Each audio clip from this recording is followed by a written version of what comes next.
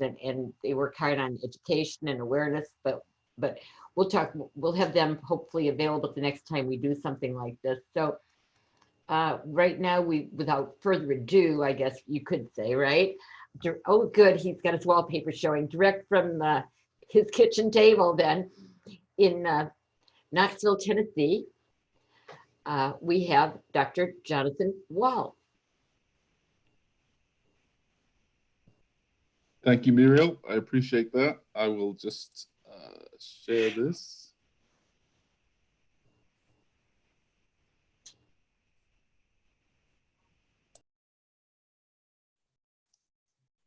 Okay, so thank you again. Welcome to my kitchen. Bienvenidos a mi cocina. And I'm going to talk about a clinical trial that we're performing in Knoxville, Tennessee, of a new agent that we've developed here for imaging systemic amyloidosis. And I know that there are a few people in the audience who might have already visited us. And so by way of a quick disclaimer, I'll be showing some images of patients and I'll be offering my interpretation of what the images mean, but it's important to know that these data are still preliminary. The trial is still ongoing, or it will be as soon as the viral situation lets up. And so it's still currently an experimental procedure. We've completed 24 patients and we're doing an interim analysis, which is an analysis of the first 20 patients, and we'll be getting that data out as soon as possible. Next thing I want to do before I start is thank the patients who have traveled to Knoxville and participated in the imaging trial, and those who are planning to come. The response has been remarkable. Thanks a lot to Muriel. Without everybody's support for what we're doing, we wouldn't have been able to make the progress that we have. So we appreciate everybody who's been involved and all the support we've got from the patients. So what is amyloidosis? You've seen this slide 100 times, but I'll show it again. So amyloid is a protein folding disorder. The proteins that form amyloid are generated from cells in the body, and many of the ones we're talking about today, TTR and the rare hereditary forms, the proteins are made predominantly in the liver. With respect to TTR, it's produced as a tetramer. That's 4 TTR proteins held together, and that's how it circulates in the blood and how it functions. But because of mutations, well, let me go back. There are 2 forms of TTR. This is a question that somebody asked. Hereditary and the wild type. So the wild type TTR amyloid is formed from transthyretin that doesn't have any mutations. But the hereditary form has a mutation in it. And there are approximately 130 mutations known in TTR, and the majority of them result in formation of amyloidosis. With respect to ApoA1, the question that was just asked of Dr. Avasi, ApoA1, there are about 50 mutations that are known in ApoA1 protein, and 16 of them are associated with the formation of amyloid. And what these mutations do is they make the protein unstable. And so it doesn't form in its natural way. It doesn't function in the way it's supposed to function. And it makes it very prone to either falling apart from a tetramer to a monomer, or if it's an ApoA1, it's a monomer. And the mutations cause the protein to sort of misfold and become misshapen. Sometimes the protein gets clipped, and so only half the molecule is left, and that's also might be due to the mutation. But eventually, the protein forms what we call an amyloidogenic state, and that allows it to aggregate, perhaps as small aggregates to start with, but then eventually fibrils. And these fibrils, as you've seen, deposit in organs outside of the cells. They can be toxic to cells, and they can cause organ damage. And this is the general principle and scheme for all the types of amyloid. It's a protein misfolding, probably mostly due to mutations in the gene. With respect to what I'm going to talk about today, it's important to know that amyloid is not just fibrils in the tissue. The fibrils, when they deposit, become associated with proteins from the blood. And there are about 30 different proteins that become associated with amyloid deposits, regardless of what the amyloid you have. One of the more important ones that's relevant again for the discussion is SAP, or SAP, serum amyloid P component. That's a normal protein in the blood, but when you have amyloid, it accumulates in massive amounts in the deposits. And also sugar molecules build up in the amyloid deposits, and those sugar molecules are contributed by the cells that are around the amyloid fibrils, and they're known as GAGs. And again, that's important to what I'll be talking about in our imaging agent. So again, as you've seen today, amyloid is a very complex disease. It's heterogeneous, which means it can be anywhere in the body in any patient, and all patients are different in many degrees with respect to how much amyloid they have, in which organs are involved, and the symptoms that are associated with the amyloid. But as you've seen, a lot of the hereditary forms of amyloidosis involve the heart, the GI tract, the nerve, but any organ could be involved. The kidney in the very rare forms of amyloid is very common. The liver is also involved, and the spleen is involved. So it can be a very broad picture, and without doing a biopsy of every organ, there's no way to know where the amyloid is, or indeed how much you have in each organ, and how that amyloid is changing with time, whether it's progressing or regressing in response to therapy. So these are all things that we're hoping to address with the imaging agent. You've seen one of these scans before. Dr. Walensky showed it. This is a pyrophosphate or a PYP scan. It's revolutionized the diagnosis of amyloidosis of TTR type. And this is what the scans look like. It's a bone-seeking agent. And in a normal patient, if you inject technetium PYP and do a scan, the black is where the radioactivity is, where the tracer went, and you can see in a normal individual, it goes to the bones. This is a patient with AL amyloidosis, and historically and generally, you don't get uptake in the heart in AL patients, but it has been reported. So as Dr. Walensky mentioned, you have to, even with a positive cardiac uptake, you have to rule out AL amyloidosis in those patients as well.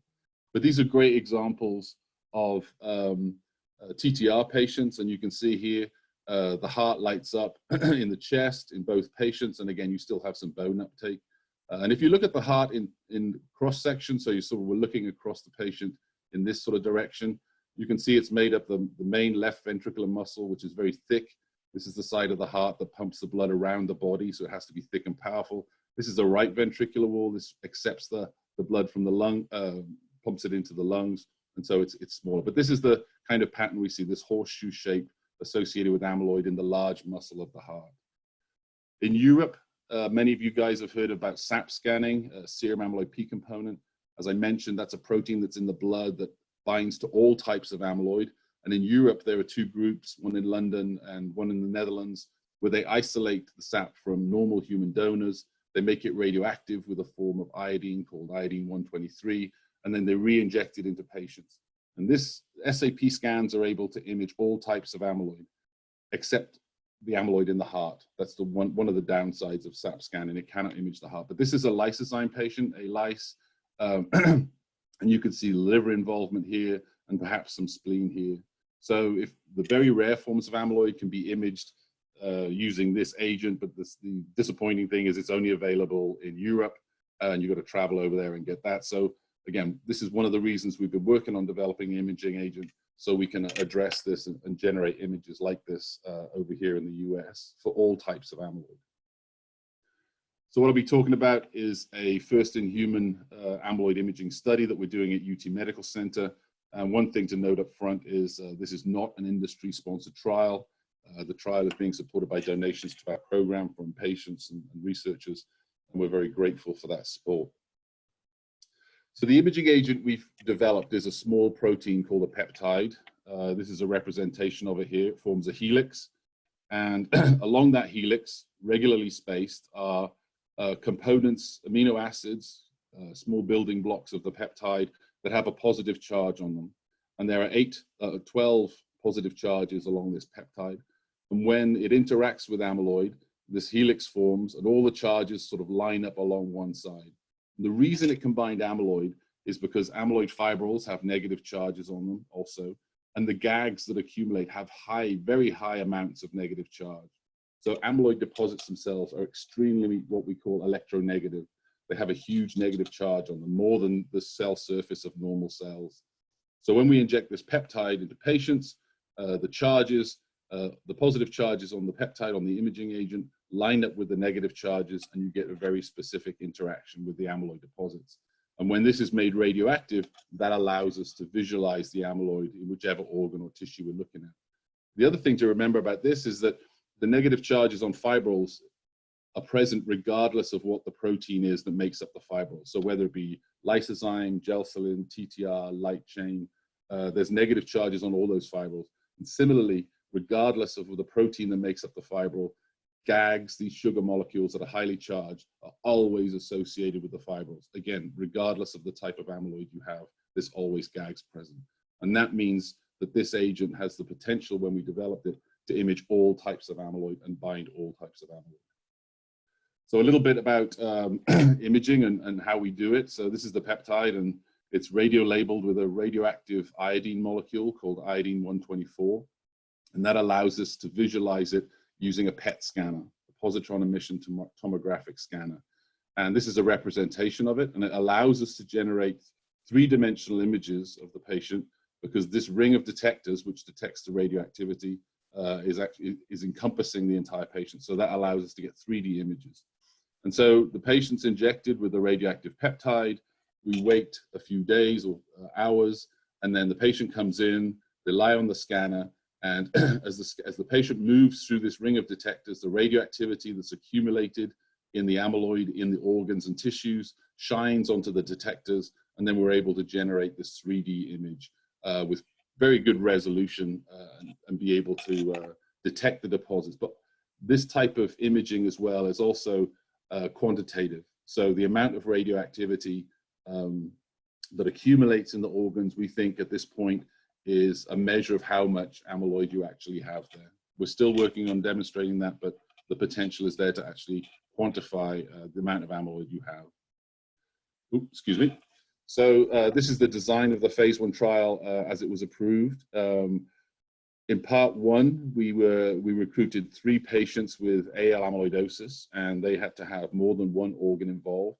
And they were imaged with the peptide, P5+14, that was made radioactive. And the initial reason for doing the first 3 patients was a safety evaluation, safety based on the injection of the peptide, and also safety measurements of the radioactivity that we were administering to the patients. And these patients went through a very, very rigorous imaging protocol where they were imaged 7 times over 48 hours. And that gave us a series of pictures over the 48 hours that allowed us to watch accumulation of the peptide in the amyloid, and then what we call washout, the unbound peptide being cleared through the kidneys. We're actually in part 2 of the trial right now, which is a 40-patient cohort. And the FDA requested that we sort of recruit the number of patients that at the time they thought was representative of the number of types of amyloid in the population. So AL is classically considered to be the most common form of systemic amyloid. So we're recruiting 20 AL patients, 10 ATTR, wild type and hereditary, 5 ALEC2 patients, and 5 others. So this would include the hereditary forms of amyloidosis. And these are the patients we've imaged to date. We've done 11 AL, we've imaged 5 TTR patients, and they've had varying mutations. This is the Appalachian mutation. And so we've had 3 of those and then 2 other mutations. We've imaged 2 LEC2 patients, and we've imaged 3 others. We've done a localized AL, a lysozyme, and a gelsolin patient. Each of the patients receives a low dose of the peptide, a very small amount of the peptide, and a low dose of radioactivity, the lowest we can give that's safe. And we've calculated the radiation dose that each patient gets, and it's well below what's recommended. So we're in a very safe limit. And the patients are imaged at 5 hours post-injection and 24 hours post-injection. And the reason we do 2 time points is we want to, sometimes you can get, it's considered that you can get better images at 24 hours because the unbound peptide in the blood is washed out, and the radioactive peptide that's left in the amyloid can give you a better image at that time point. The study's assessing safety, which is the primary reason for doing the study, but also determining whether we can image individual organs that are known or suspected of containing amyloid on the clinical workup. So one of the goals of the trial is if a patient comes to us and the clinician says, we know they have renal and cardiac involvement, one of the goals of the trial is for us to demonstrate that we can actually image the heart and the kidneys in those patients. And as part of the trial design now, patients do receive a copy of their images. It's part of your health information. So we do give you images. We also give you a huge disclaimer about what the images are and what you can do with them. But yes, the patients get access to their images. So a little bit about what the trial would actually involve. We do a pre-screen of patients, so patients will contact us. We'll send them a package of information in the mail that includes a medical release form that will allow us to gain access to the medical records associated with your diagnosis of amyloidosis. And we do that because our site physician needs to review the records and make sure you're safe and appropriate to be part of the trial. And then if everything's okay, we invite the patients to come to Knoxville for 3 days. And the first step is to visit our study physician on the Monday morning. That visit takes about 1 hour. They go through the medical record, we collect some information, just do a health and physical check. And that lasts about an hour. And then for the rest of the day, you're done. The following day on Tuesday, my team generates the radioactive peptide first thing in the morning. Patients come in and come to this room here in the nuclear medicine department of UT Medical Center, and we do the infusion. It's not normally this clean, and it's normally full of people, but we do the infusion of the radioactivity, which takes about 10 minutes, and then there's a quick flush of saline just to follow the injection for another 10 minutes, and then you stay here for another 45 or 50 minutes while we monitor heart rate, vital signs, temperature, and we just generally talk your ear off about what we're doing. This is the type of system that we use to administer the radioactivity. This is a lead shielded injector, so this protects us from the radioactivity because we do this often. And so this is what the syringe is in, and the line goes into your arm, and you receive the injection. So about 5 hours after the injection is completed, you'll come back to the nuclear medicine department, and this is the PET-CT scanner that we use. You can see it's a fairly open scanner. It's not an MRI. There's no noise. There's no clunking. It's a nice, well-lit room, although we turn the lights off, and most of the patients actually fall asleep on the bed. And the patient lies here and traverses through the ring here, which is the detector, and the whole process takes about 55 to 60 minutes to gather all the data.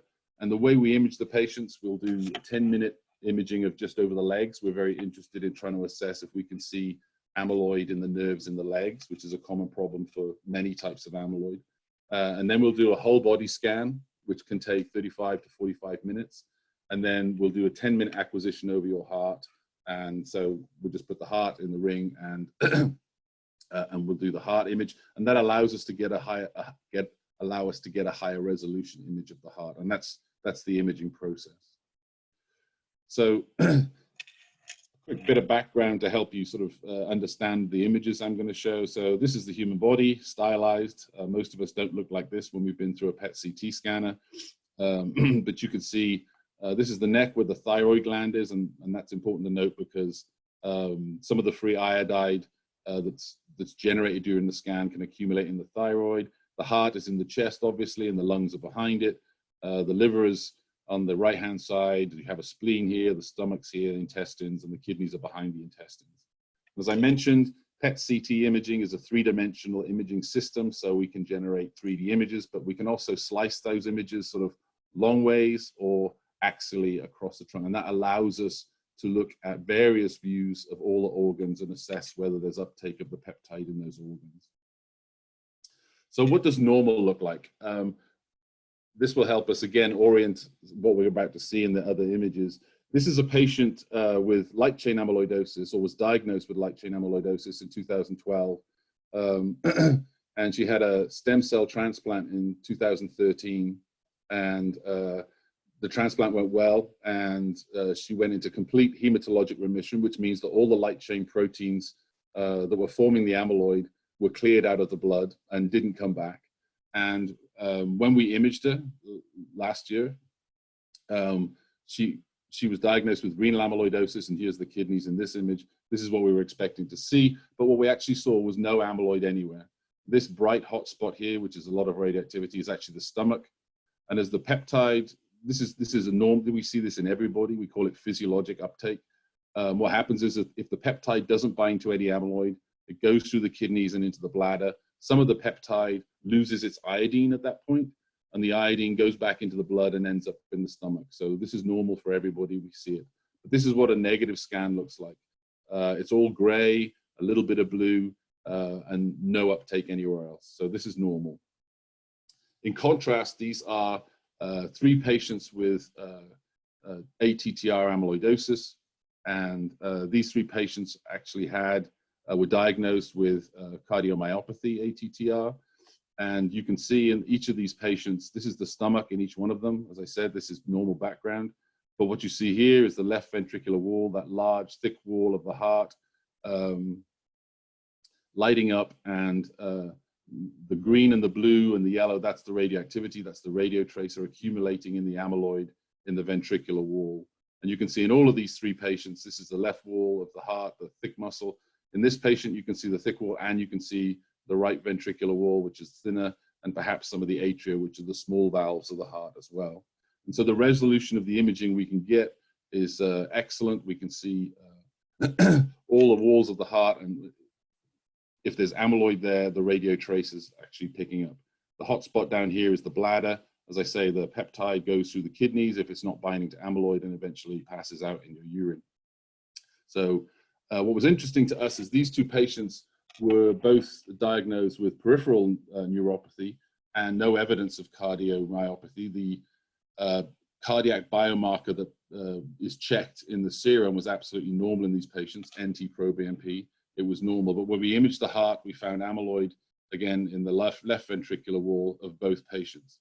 And so this is the long view, and this is the side view. If you imagine we're sort of cutting through the view this way, you can see the characteristic horseshoe associated with the left side of the heart, and then you can see some uptake in the right side of the heart. And these patients had no idea, based on biomarkers, whether there was cardiac amyloid involved. Their primary diagnosis was based on peripheral neuropathy. Just a summary, looking at the axial slices of 4 of these patients again, you can see it's a very diverse presentation of amyloid in each of these patients. Some of them have uniform distribution within the heart wall. Some of them have areas of more amyloid. Some have amyloid, but it's weak and spotty. And then, so the presentation is different in everybody, but in all the TTR patients we've imaged, all 5, we've seen cardiac uptake of the radio tracer. In one patient, this is a peripheral neuropathy patient. This is a CT of the legs, and this patient had crippling polyneuropathy. He was using a walker. There was muscle atrophy as well. And then we overlay the PET data. There's indication as well that we can actually see uptake of the radio tracer in areas that look opaque in the CT scan. So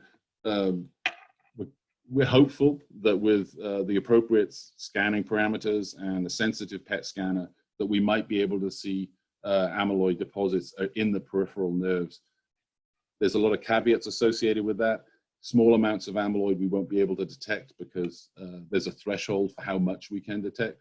But as they develop, we think we'll be able to image them. And this patient was a good example of the potential for this agent to see nerve amyloid. So what does this actually mean? Well, one of the things we think it's relevant for is that 3 drugs, and you've heard a lot about this today, have been recently approved to treat ATTR, tafamidis, patisiran, and etosaran. And of these, only Vyndamax, the tafamidis, is indicated for the treatment of ATTR cardiomyopathy. The other gene silencing drugs, Onpattro and Tegsedi, they're indicated for polyneuropathy. So we think that using this imaging agent, if we can demonstrate that there is cardiac amyloid in any patient, even those with principally polyneuropathy, we might be able to change how clinicians treat these patients, even with those with normal heart biomarkers, because of the presence of amyloid, which is the time you want to stabilize disease and prevent it from moving any forward when you know amyloid's there, but it's not actually causing problems to the heart itself. One of the other interesting things we've done is look at the carpal tunnel region. So the patient in the top right with the ring, this is a patient that was diagnosed principally based on neuropathy in this hand. There was cardiac uptake of the radio tracer, but this was the primary site of neuropathy in this patient.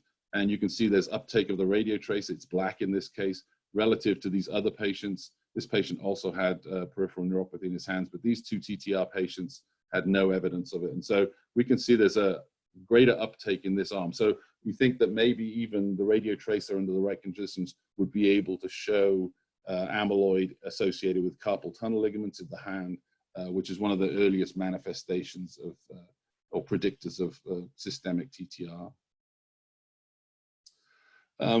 We've done 2 ALEC2 patients as part of the other category. And so, as you've heard, ALEC2 is the 3rd most common form of systemic amyloid. It's commonly associated with people of Mexican descent, but also, as Muriel mentioned, other regions of the world have association with ALEC2. And so, in the US, most of the patients with ALEC2 are in the Southwest, and we've been fortunate that 2 patients have visited with us. The amyloid is most commonly found in the kidneys, liver, and spleen, and adrenal glands, and is diagnosed generally based on a biopsy of the kidneys. This is the first LEC2 patient I'll show you. You can see the retention of the radio tracer in the kidneys, indicative of amyloid. This is the spleen in this patient, and this is the adrenal gland. The liver in this patient was completely clean in most of the areas, although in the very tip of the spleen, there were evidence of deposits there. And if you look sort of across the patient image, you can see the kidneys and the spleen, and then this is the stomach being outlined here. This is not stomach wall or stomach amyloid. This is just the contents of the stomach sort of surrounding some food. But we were able to image ALEC2 amyloid at sites that are known to be involved in patients with ALEC2. This is the other patient, and very dramatic difference in how the radio tracer was distributed. This patient had a lot more activity in the liver, suggestive of more amyloid in the liver. The adrenals were extremely involved based on the uptake of the radio tracer. This is the spleen again, and this is the stomach, which is background. So in both patients, we were able to see involvement variably of the kidneys, the liver, the spleen, and the adrenals. Again, all sites that are known to be involved in LEC2. And what was gratifying about this is at this point, we'd imaged AL, TTR, and LEC2, so we knew the imaging agent was capable of detecting 3 very different types of amyloid. This is a patient with gelsolin that we recently imaged in Knoxville. The uptake here was principally in the kidneys, both kidneys, and you can see this is a whole body scan. This activity here in the esophagus is probably associated with radioactivity being refluxed, and that's probably normal. These are the glands in the head and the neck that pick up free iodide, and this is normal also. But the major manifestation here is both kidneys being involved. And you can see in this scan, which is a slice, you can see very strong uptake in both kidneys. We were analyzing in depth the peripheral nerves and the legs of this patient before the virus shut everything down. But the initial analysis indicated that there was retention in the legs that was very different to what we've seen in any other patient. But those studies are ongoing. But the promise again is there that we can detect gelsolin deposits, perhaps in the peripheral nerves as well. This is a patient with a lysozyme that came to us. This gentleman had actually had scans done before in Europe. I had SAP scans, and he came to Knoxville to be imaged.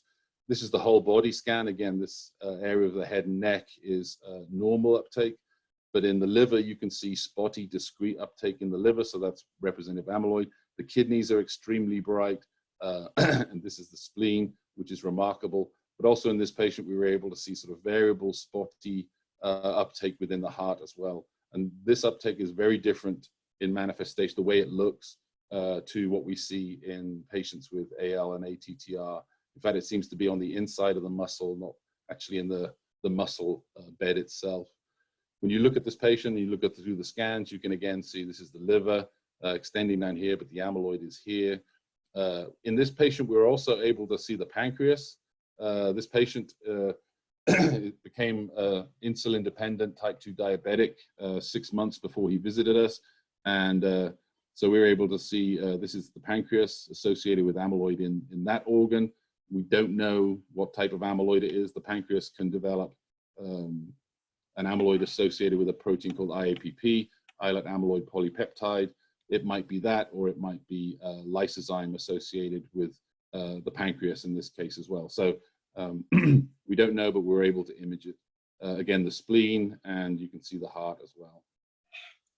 So this is the 5th type of amyloid that we've been able to image: AL, TTR, LEC2,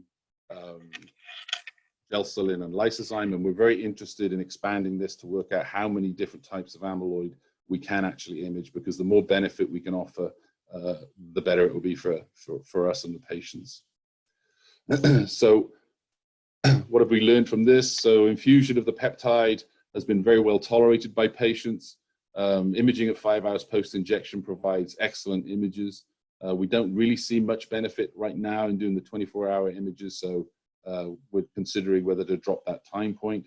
The peptide has imaged diverse organs in multiple tissues and different amyloids. But the distribution of what we're seeing in each patient is consistent with the type of amyloid they have.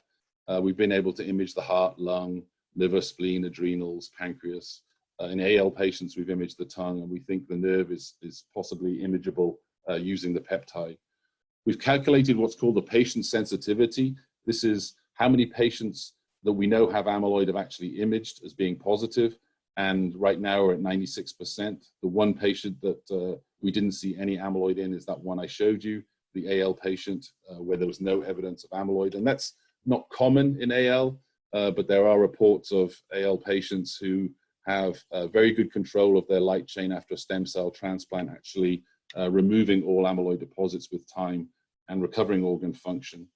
The organ-specific sensitivity, and this is the question where we ask how many organs that the clinician knows that are involved, for example, the heart, the kidney, the liver, how many of those can we actually image in that same patient? And right now we're at 90%. Both these numbers are very good in terms of being able to detect amyloid. As I mentioned, we've imaged 5 different types of amyloid right now. We're excited to image other forms of amyloid. And so the data do suggest that we can image amyloid in the heart before serum biomarkers become evident, or changes in the biomarkers become evident. As I mentioned, of the 5 TTR patients we've imaged, 3 of them had NT-proBNP levels, which would have been considered normal and not indicate any cardiac involvement. So what's going to happen next? We're going to update the imaging protocol very soon. We're in the process of doing this to add another 10 AL patients, another 10 TTR patients. And based on the meeting in Chicago we had with Muriel last year, we're going to add 10 asymptomatic TTR mutation carriers to the imaging study. And these will be patients or subjects who have a known mutation in TTR that as yet do not have any clinical symptoms whatsoever. And the goal is to see how early can we detect uptake of the radiotracer in amyloid, hopefully before symptoms occur. We're also going to add 5 healthy subjects now that we didn't want to risk giving radioactivity to healthy individuals before there was evidence that the radiotracer was beneficial. So now we'll add healthy subjects. We also want to perform repeat imaging. This is something that many of the patients have asked us about, whether they could come back in 12 months and get a second scan. Clearly, that's something we want the radiotracer to be used for. We want it to be used to monitor patients and how things are going, preferably, hopefully to show removal of amyloid due to drug interventions and therapy. But also we want to be able to monitor, now that there are options for patients, therapeutic treatment options. Some things may work better for patients than others. So it'd be really nice to know if a patient is on a treatment and it isn't working after 12 months, then maybe there's time to move on to something else. That type of capability is being used a lot in cancer management of patients. And so we think that would be valuable for amyloid patients. And again, we want to compare quality of life information with amyloid load. This is something that we've asked ourselves: is the amount of amyloid in the heart, or kidney, liver, or spleen, or the amount of organs that are involved, does that affect your quality of life? And so we'll get some feel for how involved amyloid is in making everyone feel sick. We all know it does, but we need to demonstrate that. And as I mentioned, we'll remove the 24-hour imaging session. And so we're preparing grants to continue this study at Knoxville. The other thing that's happening is because we've demonstrated this peptide can bind to multiple forms of amyloid very specifically in all organs, we're now using this peptide and variants of it to develop therapeutic drugs that will be designed to clear the amyloid from the organs and alleviate the disease. That's the goal, the next goal. Right now, the peptide is being developed by Aurora Bio as a clinical imaging agent for the detection and monitoring, repeat scanning of amyloid by PET-CT. And we're planning a pivotal multi-center phase 3 study that will involve about 150 patients. And then hopefully that will be followed by an application to the FDA to make this a new drug and available for everyone. This is the team at the Amyloidosis and Cancer Theranostics program in Knoxville. I work with a great set of people, but I think between us, there's about 120 years of amyloid experience. I've been doing it for 25 years. Sally at the front here has been doing it for 45 years. We have a very dedicated group who are very interested in amyloid and very interested in helping patients. But there's a lot of people behind the scene as well that help us with the imaging. And with that, Muriel, I thank you very much and appreciate it. Thank you so much, Dr.